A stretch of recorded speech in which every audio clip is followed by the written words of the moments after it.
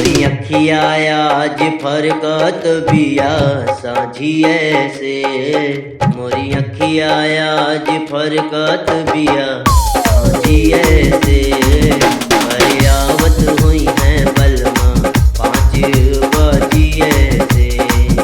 अरे आवत हुई है बलमा रेलगाड़िए से। पहिले कोही ना जइबैं ऊन से न बोलबैं। ए तनो चिरौरी करी है घूंघटा ना हटइबैं।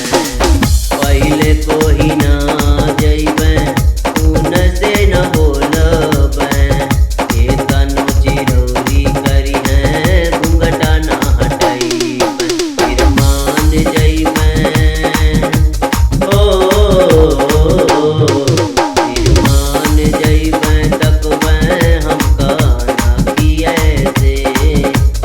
आवत हुई है बलमा 5 बजिए से।